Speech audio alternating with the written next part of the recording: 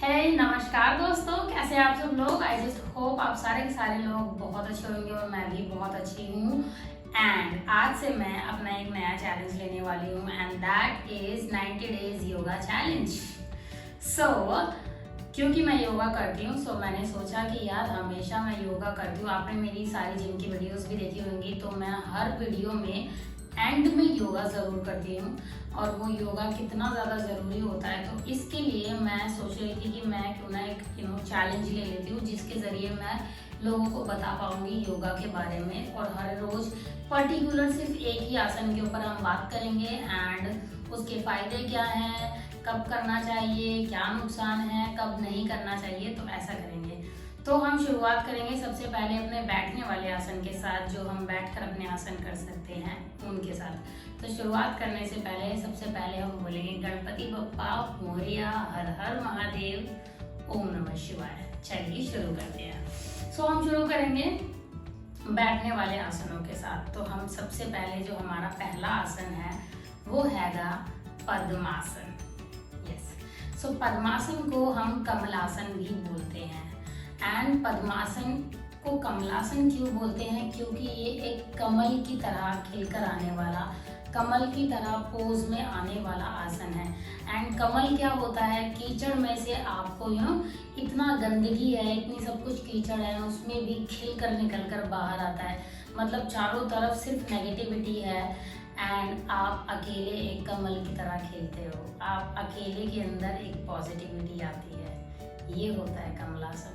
कमलासन एक अपने आप में इतना खूबसूरत है कि उस कमल को बाकी के अच्छे अच्छे बाग में भी जो फूल उगते हैं ना, वो भी भगवान को नहीं चढ़ाए जाते, लेकिन कमल की स्पेशली पूजा होती है। पूजा क्यों होती है? क्योंकि वो कीचड़ में से उगा है, वो सारी दुनिया की कीचड़ में से अकेला निकला है, कमल की तरह खिला है।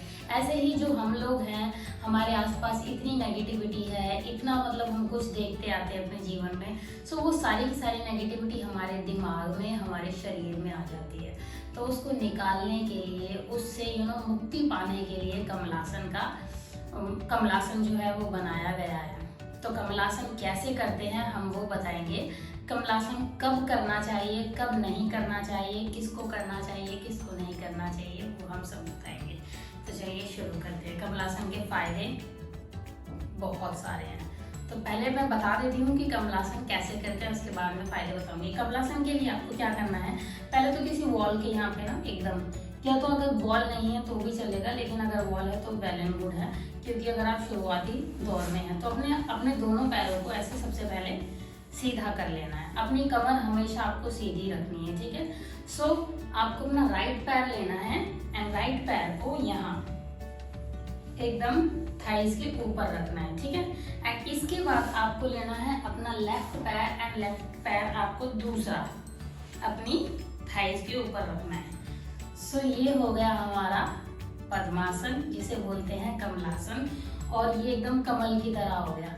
अब इस आसन को आपको शुरुआत में 1 मिनट से लेकर 5 मिनट तक आप बैठ सकते हैं। इसके साथ आपको मुद्रा का यूज करना है। सो हम मुद्रा का जिसका यूज करने वाले हैं वो है ज्ञान मुद्रा। ज्ञान मुद्रा के इतने सारे फायदे हैं। एक तो ये आपको शांति देगा।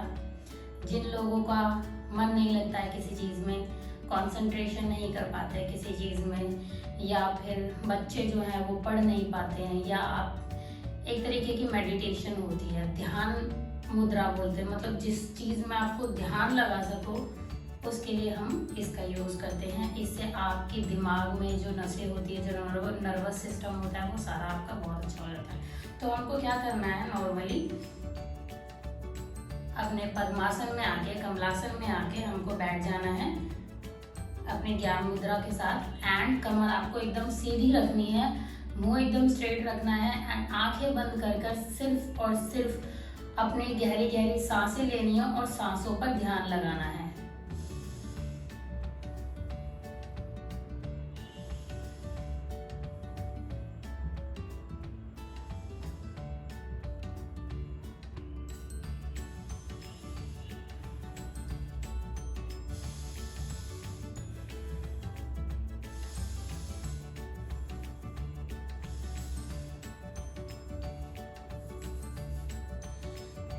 देन ध्यान लगाकर आपको वापस आना है, ठीक है।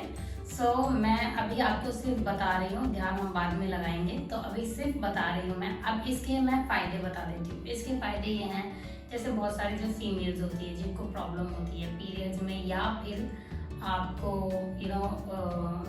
जो प्रेग्नेंट वुमेन होती है उनके लिए, या फिर जिनको पेट की बहुत सारी प्रॉब्लम्स होती है, जिनको मल पास करने में प्रॉब्लम होती है, सो ये सारी चीज़ों की यह आपको फायदे देता है। आपके थाइस को मजबूत करता है, आपके घुटनों को मजबूत करता है। जिन लोगों को घुटने की दर्द की प्रॉब्लम होने लगती है, एक उम्र के बाद सबको होती है, लेकिन अगर आप ये करते रहेंगे तो घुटने का दर्द भी चला जाता है। लेकिन जिसके ऑलरेडी दर्द हो रहा है उसको नहीं करना चाहिए। जिसको कंटिन्यूस दर्द रहता है उसके लिए ये आसन नहीं बनाया है, उसको नहीं करना चाहिए। लेकिन जिसे कभी कभी होता है वो इस आसन को ट्राई कर सकता है, इससे घुटने का दर्द भी चला जाता है। और ये जो है आपके इस पूरे सिस्टम पर काम करता है, जिसे कहते हैं लोअर रेस्पिरेटरी सिस्टम। इस पूरे सिस्टम पर काम करता है। मल त्यागने में आपको बहुत ज़्यादा आसानी रहती है। पीरियड्स के जो क्रैम्प आते हैं उसमें प्रॉब्लम नहीं होती है।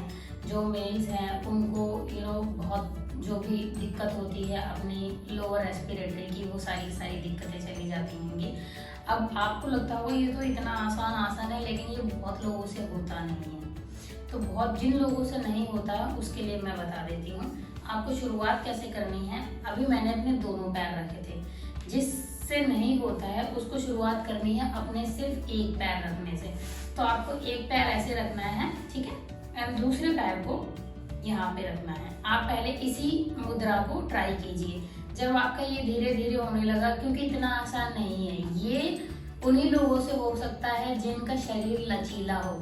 जिन लोगों का शरीर लचीला नहीं है, स्टिफ है, और जो लोग जिम जा जाकर बहुत ज्यादा एकदम टोन्ड बॉडी बना लेते हैं, इतनी ज्यादा मतलब लकड़ी की तरह कड़क बना लेते हैं कि कट करके टूट जाए, उन लोगों से बिल्कुल नहीं होगा। तो उसके लिए आपको क्या करना है, सबसे पहले एक पैर रखकर ट्राई करना है। कम से कम 10 दिन 15 दिन हो सके, पूरा महीना, मतलब जितना आपसे हो सके। एंड देन आपको धीरे धीरे दूसरे अपने पैर से ट्राई करना है। जब आप धीरे धीरे दूसरे पैर से ट्राई करने लगोगे तो आप इस मुद्रा में आ सकते हो।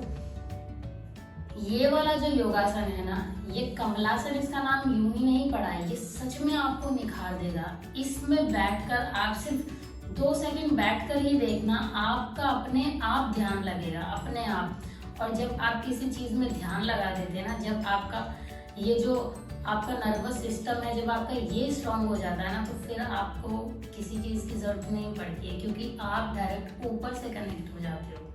तो जब आप ऊपर से कनेक्ट हो जाते हो ना, तो ये जो दुनियादारी है ये आपको बहुत, मतलब यहाँ की चीजें बहुत नॉर्मल लगने लगती है। जैसे कैसे कमल को कीचड़ बहुत नॉर्मल लगती है क्योंकि वो कमल है, तो ऐसे ही जब आप इस आसन में आएंगे एंड हर रोज इसकी प्रैक्टिस करेंगे तो आपको दुनियादारी का जो भी कीचड़ है वो दिखना बंद हो जाएगा, लेकिन आपको खुद में कमल महसूस होगा। आपको खुद में, आप ऊपर से कनेक्ट हो पाएंगे, अपने भगवान से कनेक्ट हो पाएंगे, आप जिस भी भगवान को मानते हैं।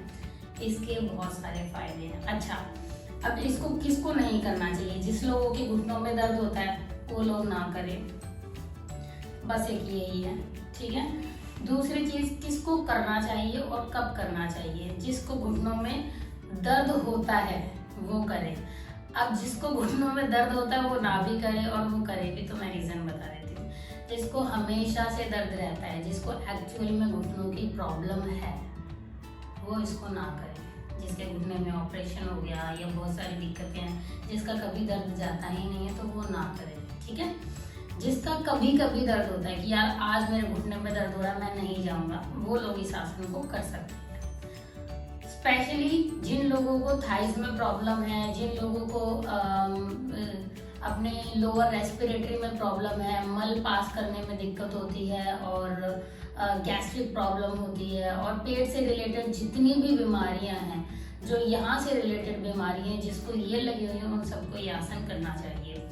इसके बहुत सारे फायदे हैं जो मैं आपको बता चुकी हूँ। दूसरी चीज, जिसको, हाँ, अब इसको करें कब, इसको कब करना है आपको? या तो आप सुबह सुबह उठ के कर लीजिए, ठीक है।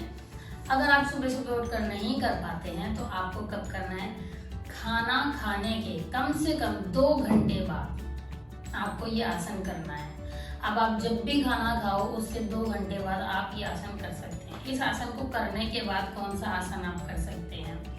इस आसन को करने के बाद आप अधोमुख श्वानासन कर सकते हैं एंड ऑल्सो धनुरासन कर सकते हैं। सो ये हैगा पद्मासन, जैसे बोलते हैं कमलासन, और ये हैं इसके सारे फायदे।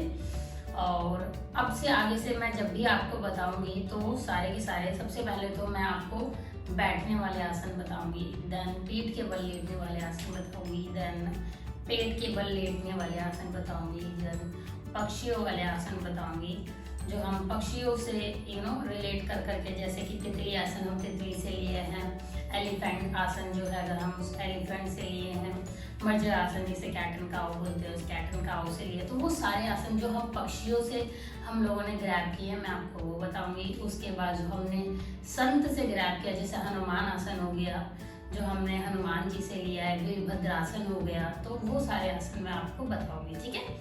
सो यस, ये था मेरा आज का पहला आसन। So thank you so much guys for watching my video, stay connected, I love you all. कल हम फिर मिलेंगे नए आसन के साथ, तब तक के लिए take care, have fun, bye bye, love you all.